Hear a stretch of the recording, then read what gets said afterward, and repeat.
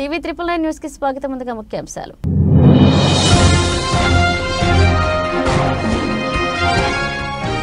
America వెళ్లే వారికి alert, కొత్త ఫీజులు రేపటి నుంచే.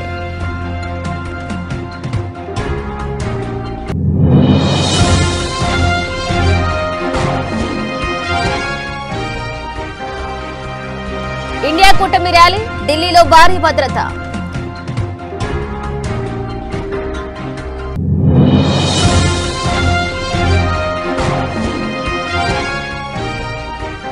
సీఎం జగన్ ఫుల్ ఫోకస్, సంజీవాపురం నుంచి తిరిగి ప్రారంభం కానున్న బస్సు యాత్ర.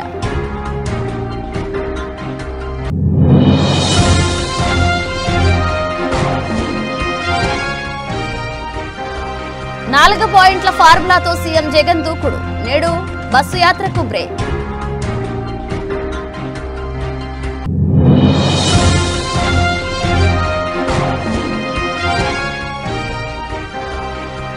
జిల్లాల పర్యటనకు బయలుదేరిన గులాబీ బాస్, రైతన్నలతో కేసీఆర్ బిజీ.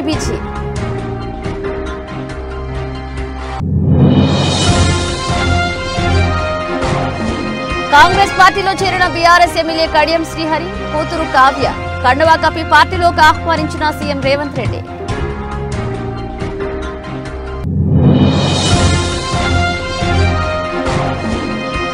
సీజన్లో అత్యంత వేగవంతమైన బంతి, బ్యాట్ పైకెత్తేలోపు దూసుకువెళ్లిన బాల్, నెట్టింట వైరల్ అవుతున్న వీడియో.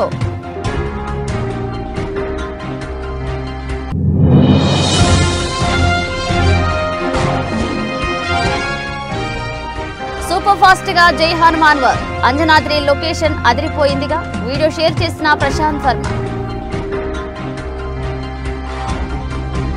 అమెరికా వెళ్లాలనుకుని వీసా ప్రయత్నాల్లో ఉన్న వారికి షాకింగ్ వార్త ఇది. ఏప్రిల్ 1 నుంచి వలసేతర అమెరికన్ వీసా కోసం వసూలు చేసే ఫీజుల్లో భారీ పెరుగుదల ఉండబోతుంది. వీసా ఫీజు ఒకేసారి దాదాపు 3 రెట్లు పెరగనుంది. ఈ పెంపు H1B, L1 అలాగే EB-5 వీసాలకు వర్తిస్తుంది. అమెరికాలో నివసించడానికి వచ్చే భారతీయులు ఎక్కువగా H1B, L1, EB-5 వీసాలు తీసుకుంటారు. ఇక దాదాపు 8 ఏళ్ల తర్వాత ఈ ఫీజుల పెంపుదల జరుగుతుంది. గతంలో 2016లో ఫీజులు పెంచారు. వీసాల పెంపుదల తర్వాత ఏప్రిల్ 1 నుంచి కొత్త ఛార్జీలు వర్తిస్తాయని ఇప్పటికే జారీ చేసిన నోటిఫికేషన్లో United states citizenship and immigration services పేర్కొంది. కొత్త H1B వీసా కోసం దరఖాస్తు చేయాలనుకుంటే దీనికోసం ఫామ్ 1 అలాగే 129 ఉంటుంది. దీని రుసుము $460 నుండి $780 పెరుగుతుంది. ఇండియన్ కరెన్సీలో చెప్పాలంటే 38,000 నుంచి 64,000 వరకు పైగా పెరుగుతుంది. ఇది కాకుండా H1B వీసా రిజిస్ట్రేషన్ ఫీజు $10, 829 నుంచి $215, సుమారు 17,000 పెరుగుతుంది.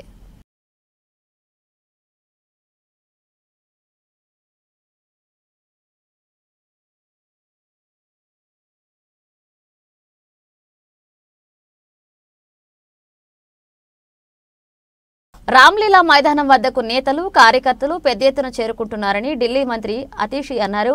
ఆమె మీడియాతో మాట్లాడారు. సీఎం కేజ్రీవాల్ అరెస్టుకు నిరసనగా దేశంలోని అన్ని ప్రాంతాల నుంచి ప్రజలు తరలి వస్తున్నారు. అరవింద్ కేజ్రీవాల్ ఢిల్లీ ప్రజల జీవితాలను మార్చారని వారికి తెలుసు. ఆయన అరెస్ట్ అయ్యాక కూడా ఢిల్లీ ప్రజల కోసం ఆందోళన పడుతున్నారని మంత్రి అతిషి అన్నారు.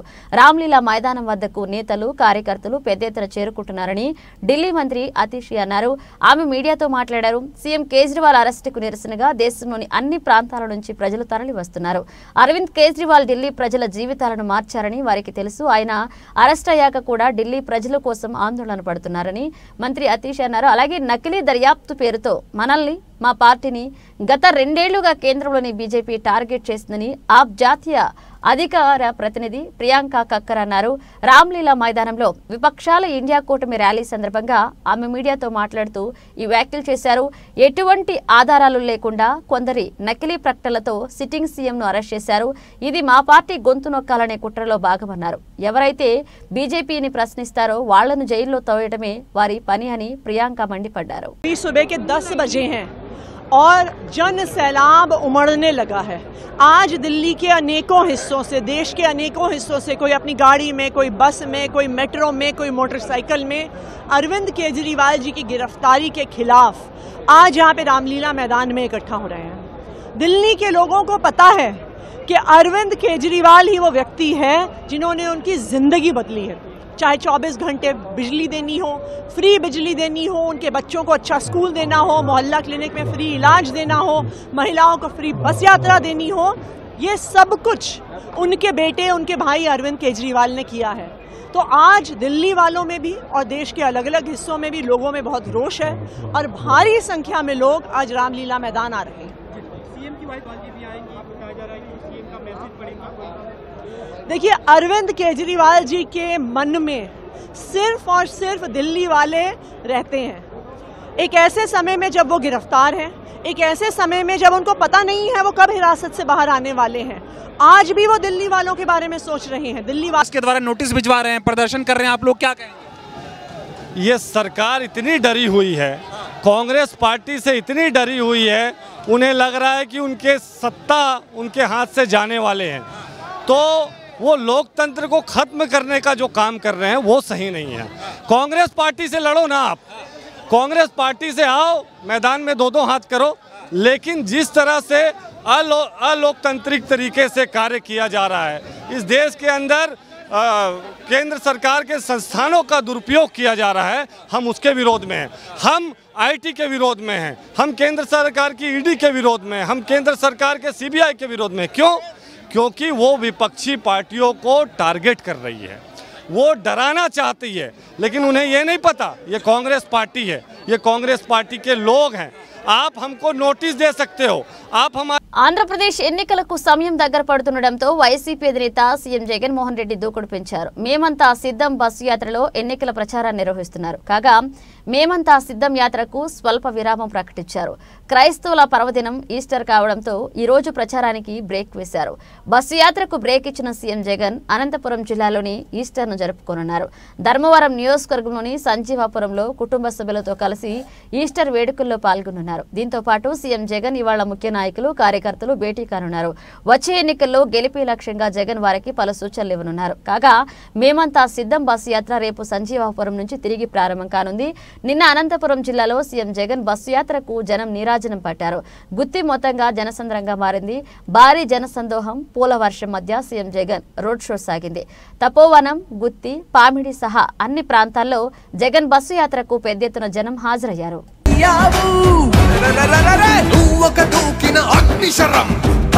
యుద్ధ సమీకరణం దుష్ట చతుష్టయ సంహరణం జగన్మోహన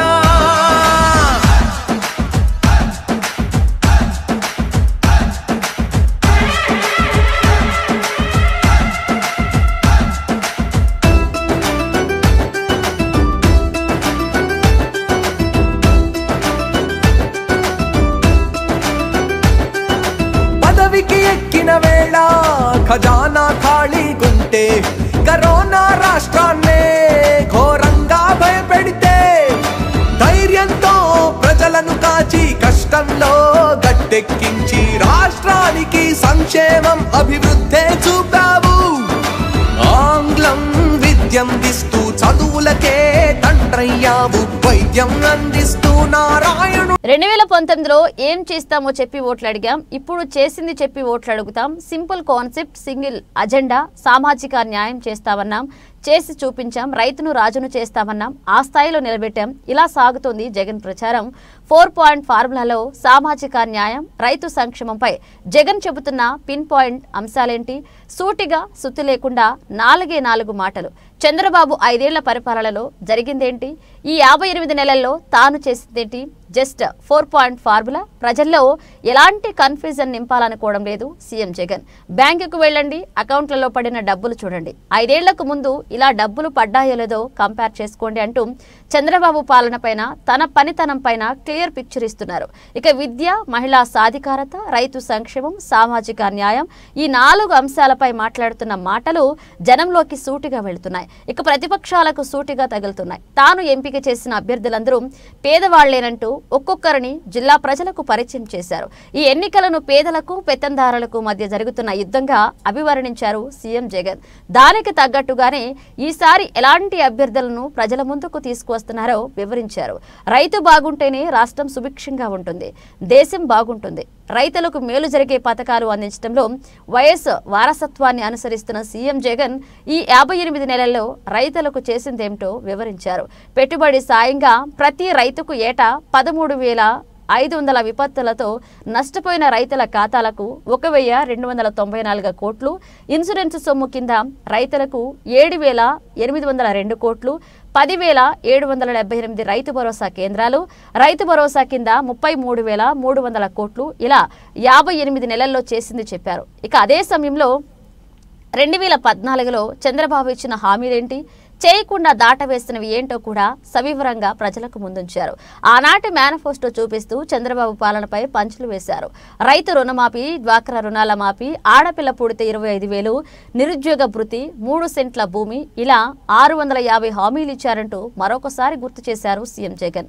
పరిపాలనలో మన బడులు ఎలా ఉన్నా బీఆర్ఎస్ అధినేత మాజీ ముఖ్యమంత్రి జిల్లాల పర్యటనకు శ్రీకారం చుట్టిన విషయం తెలిసిందే. నీళ్లందకి ఎండిన పంటలను పరిశీలించి రైతన్నల కన్నీళ్లను తుడిచి ధైర్యాన్ని నింపేందుకు ఇవాళ క్షేత్రస్థాయి పర్యటన కోసం బయలుదేరారు. కుటుంబ సభ్యులతో దట్టి కట్టించుకుని అభిమాన కార్యకర్తల నడుమ కేసీఆర్ బస్సెక్కి బయలుదేరారు. అయితే నేరుగా జనగామ జిల్లా దేవరొప్పల దారావత్ తాండాకు చేరుకోనున్నారు.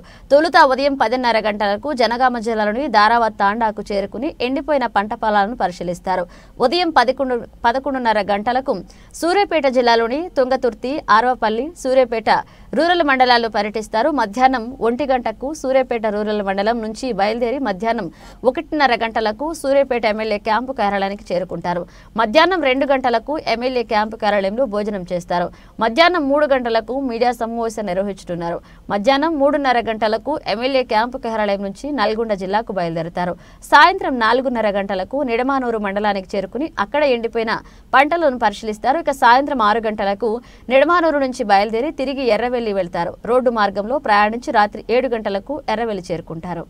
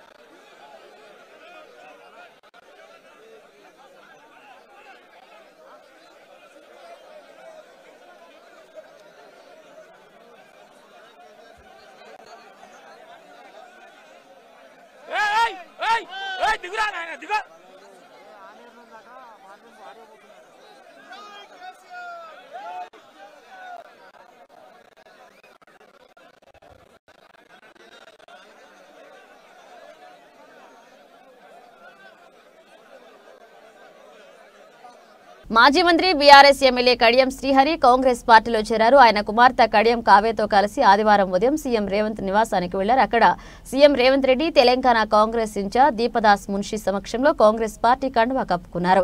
వరంగల్ ఎంపీ అభ్యర్థిగా కాంగ్రెస్ పార్టీ కావ్య పేరును ప్రకటించే అవకాశం ఉంది.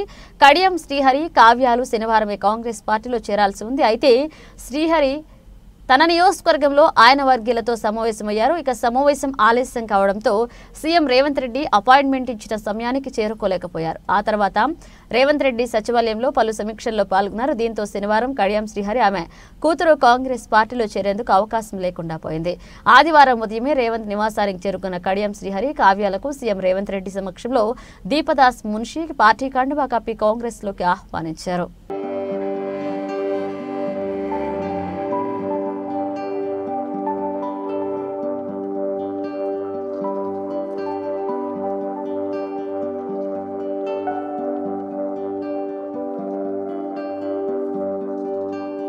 ఐపీఎల్ 2024 సీజన్లో భాగంగా శనివారం Lucknow super Giants LSG versus Punjab Kings జట్ల మధ్య మ్యాచ్ జరిగింది. ఈ మ్యాచ్లో సూపర్ జైంట్స్ జట్టు బోణి కొట్టింది.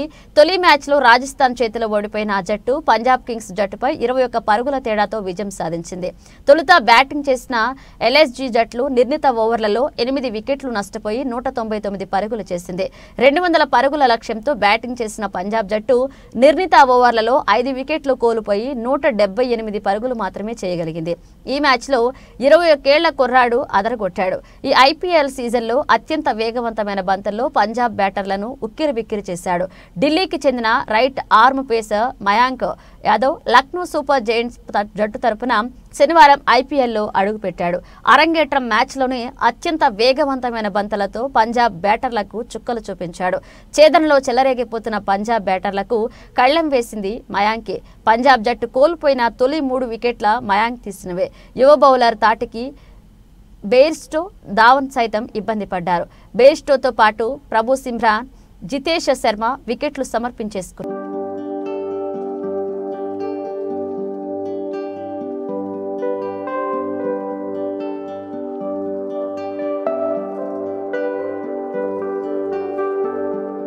హనుమాన్ సినిమాతో ప్రశాంత్ వర్మ భారీ విజయం సాధించిన సంగతి తెలిసిందే. చిన్న హీరో చిన్న సినిమాతో వచ్చి ఏకంగా 300 కోట్లు 50 రోజుల రికార్డులు సెట్ చేసింది హనుమాన్ సినిమా. దీనికి సీక్వే జై హనుమాన్ కూడా ప్రకటించడంతో ఆ సినిమా కోసం సినీ ప్రేక్షకులు ఎదురు చూస్తున్నారు. అయితే ఆల్రెడీ జై హనుమాన్ సినిమా ప్రీ ప్రొడక్షన్ అయిపోయిందని, షూట్ కూడా మొదలు పెట్టారని ప్రశాంత్ వర్మ ఇటీవలే తన సోషల్ మీడియా పోస్టుల ద్వారా తెలియజేశారు. హనుమాన్ సినిమాలో అంజనాద్రి అనే ఊరుని చూపించారు. ఆ పక్కనే నదీ మధ్యలో కొండలు, ఇలా అందమైన లొకేషన్స్ చూపించారు. తాజాగా ఓ వీడియోని తన సోషల్ మీడియాలో షేర్ చేశాడు ప్రశాంత్ వర్మ. ఈ వీడియోలో ఓ నది మధ్యలో కొండలతో కొన్ని పడవలు వెళ్తుంటే చాలా అందంగా ఉంది. ఈ వీడియోని షేర్ చేసి అంజనాద్రి 2.0 అని పోస్ట్ చేశాడు. దీంతో ఇది జై హనుమాన్ లొకేషన్ వీడియో అని తెలుస్తుంది. ఈ చిన్న లొకేషన్ వీడియోతోనే జై హనుమాన్ పై అంచనాలు పెంచేస్తున్నాడు ప్రశాంత్ వర్మ. అయితే ఇది గ్రాఫిక్స్ తో చేసిన లొకేషన్ లా ఉందని పలువురు కామెంట్స్ చేస్తున్నారు. గ్రాఫిక్స్ అయినా అద్భుతంగా చూపిస్తాడు ప్రశాంత్ వర్మ అని పొగుడుతున్నారు. త్వరగా జై హనుమాన్ సినిమా తీసుకురండి అని అడుగుతున్నారు నెటిజన్లు.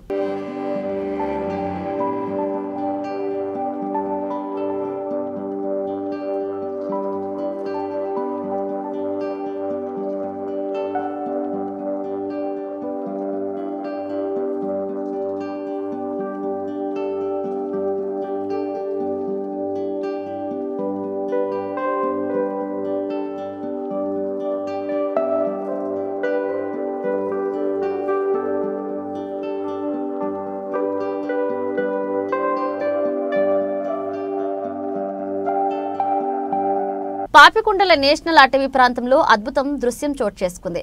కింటకూరు అటవీ ప్రాంతంలోని బేస్ క్యాంప్ పరిశీలనకు వెళ్లిన అటవీ అధికారులకు షాక్ గురిచేసింది నల్లమద్ది చెట్టు. నల్లమద్ది చెట్టు నుండి వస్తున్న జలాధార చెట్లను అటవీ అధికారులు గుర్తించారు. చెట్టు నుండి సుమారు 20 లీటర్ల వరకు నీరు వస్తుందని అధికారులు వెల్లడించారు. దీనిపై పరిశోధనలు చేయనున్నారు.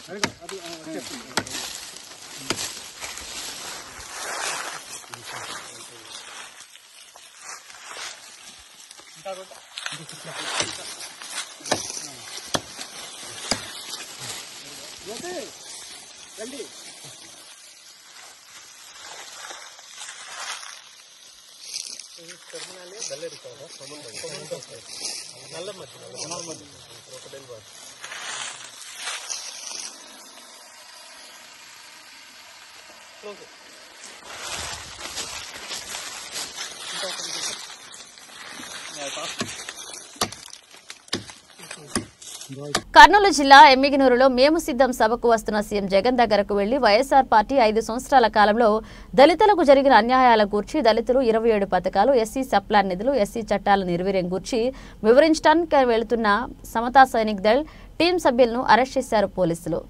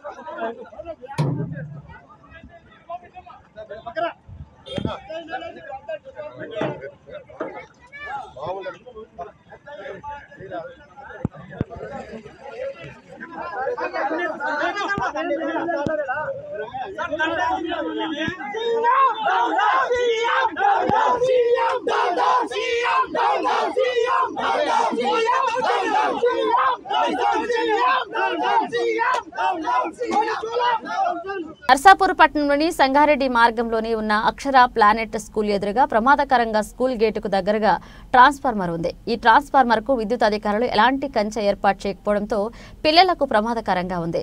ఈ ట్రాన్స్ఫార్మర్ నుంచి పిల్లలకు ఎప్పుడు ఏ ప్రమాదం సంభవిస్తుందో అని విద్యార్థులు, తల్లిదండ్రులు భయాందోళన చెందుతున్నారు. ఈ పాఠశాలలకు పిల్లలను పంపాలంటేనే విద్యార్థుల తల్లిదండ్రులు జంకుతున్నారు.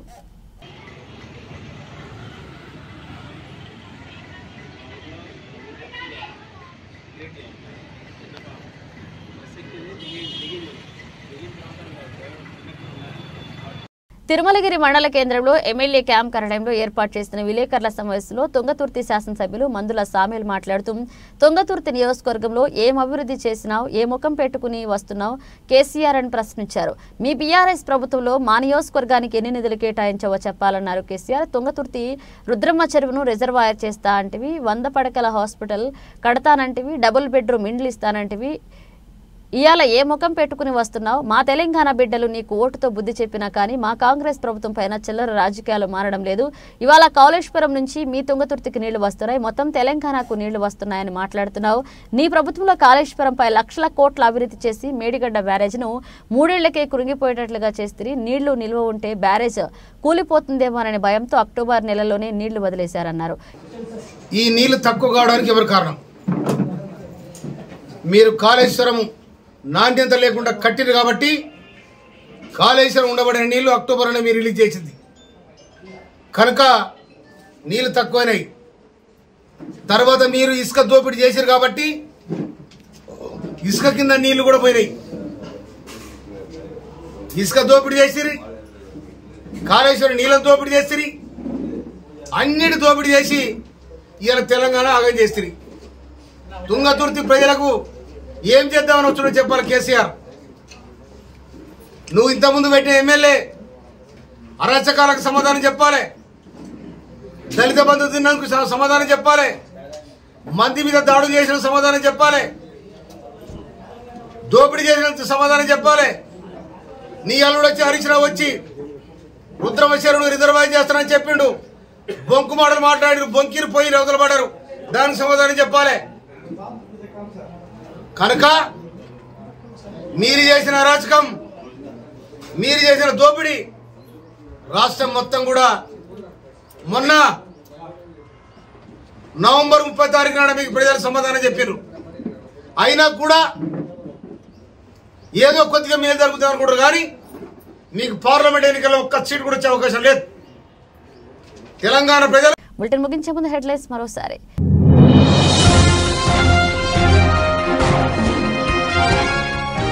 అమెరికా వెళ్లే వారికి అలర్ట్, కొత్త ఫీజులు రేపటి నుంచే.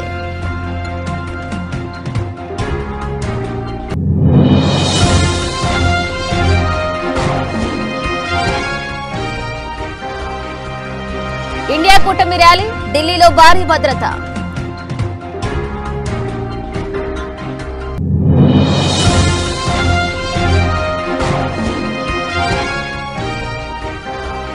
Jagan full focus. సంజీవాపురం నుంచి తిరిగి ప్రారంభం కానున్న బస్సు యాత్ర.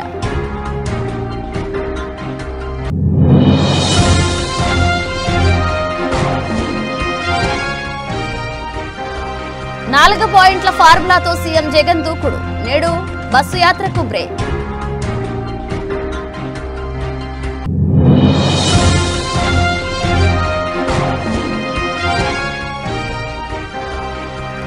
జిల్లాల పర్యటనకు బయలుదేరిన గులాబీ బాస్. రైతన్నలతో కేసీఆర్ బిజీ.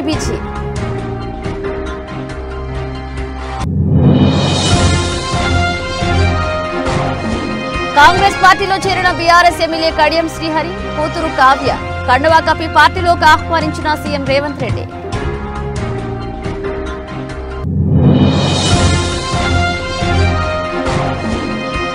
సీజన్లో అత్యంత వేగవంతమైన బంతి. బ్యాట్ పైకెత్తేలోపు దూసుకువెళ్లిన బాల్. నెట్టింట వైరల్ అవుతున్న వీడియో.